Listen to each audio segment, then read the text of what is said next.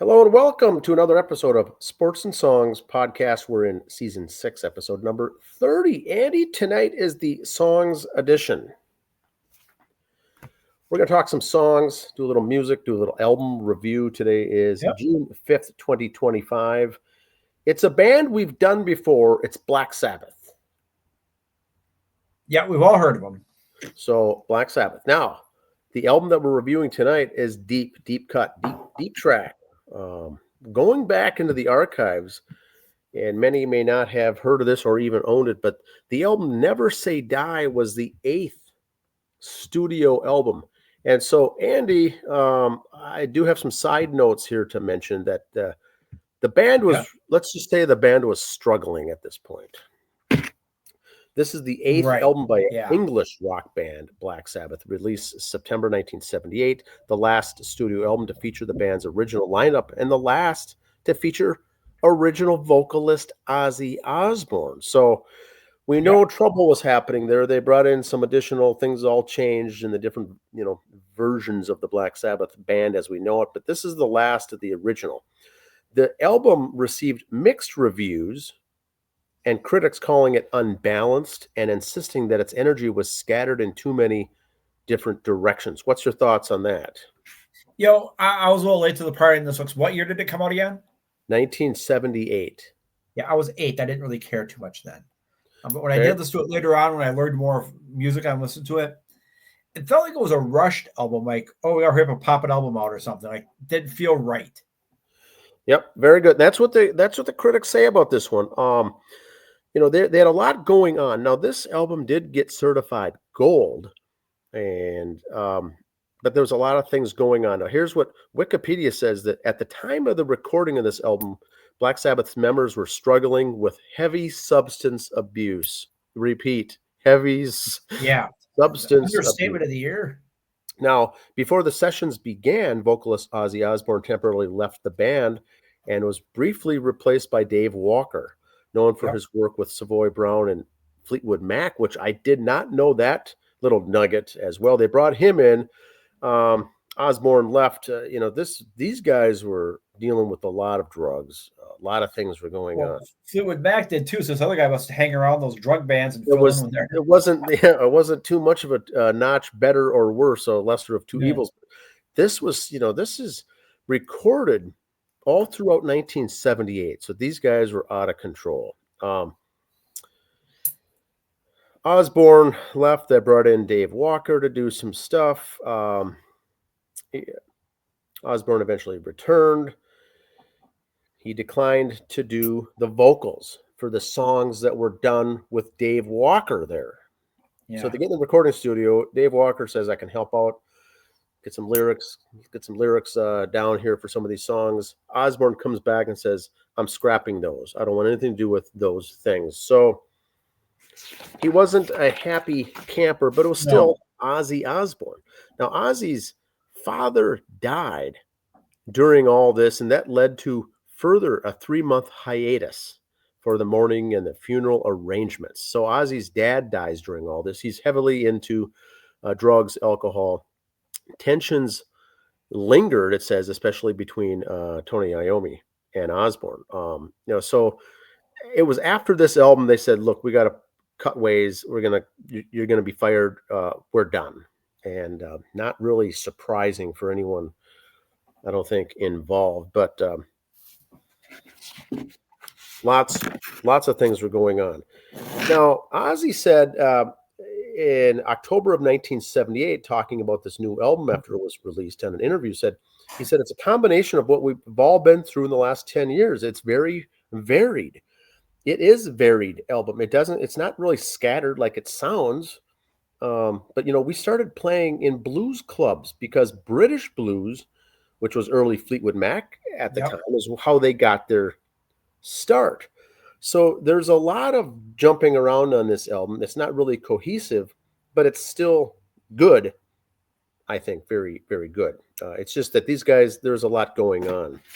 And like you said at the beginning, maybe it felt rushed. There's a lot of things that were going on. The songs themselves were good, but there was no cohesion as far as the album as a whole didn't have a certain sound.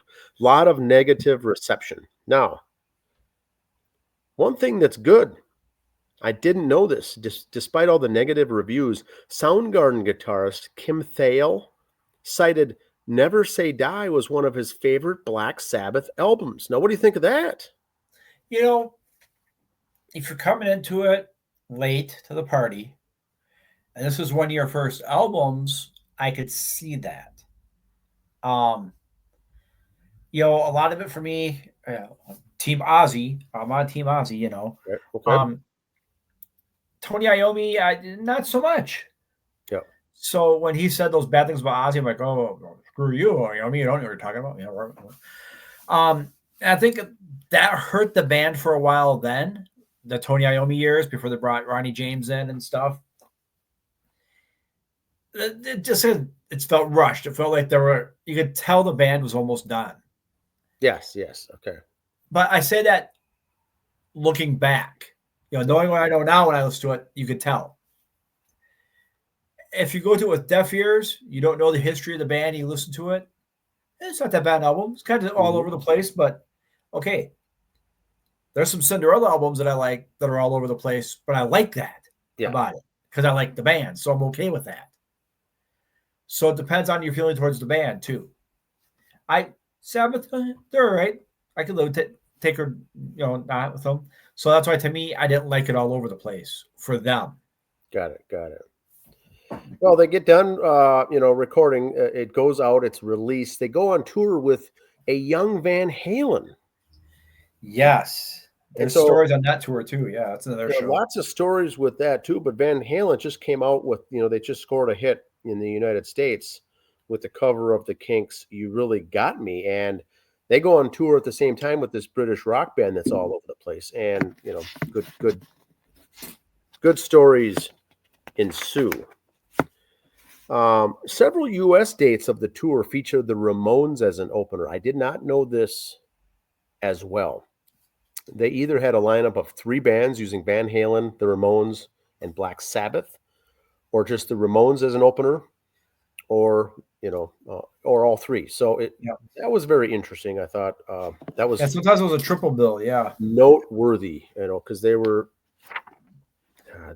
You know, this whole jazz, a lot of the songs kind of sounded like jazz, some of these songs as well. And, you know, Ozzy did not like that. But anyway, here's the songs. The title track, song 1, Never Say Die.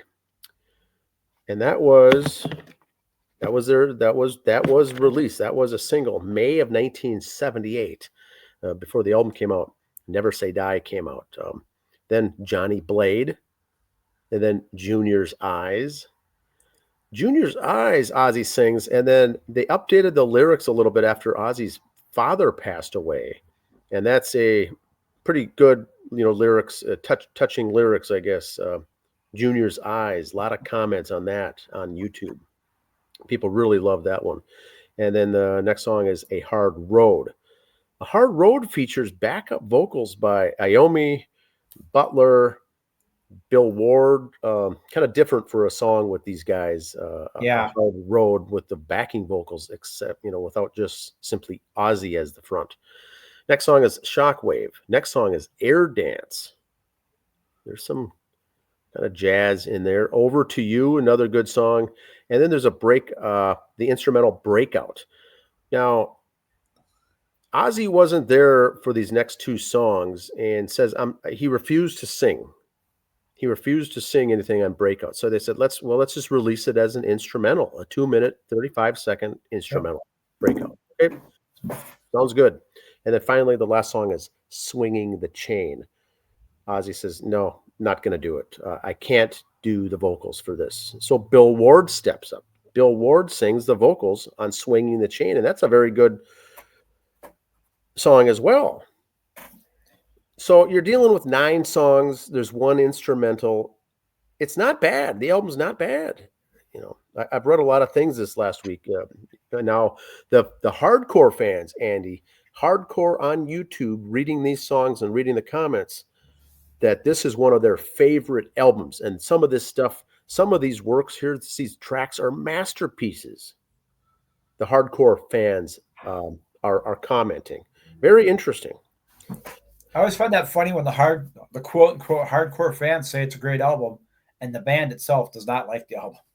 Yeah, the band. Any quotes about this record from the band is very, very negative. So here's the personnel on this last band before things, the last album before things go sideways. Ozzy on lead vocals, Tony Iommi guitars, Geezer Butler bass, Bill Ward drums.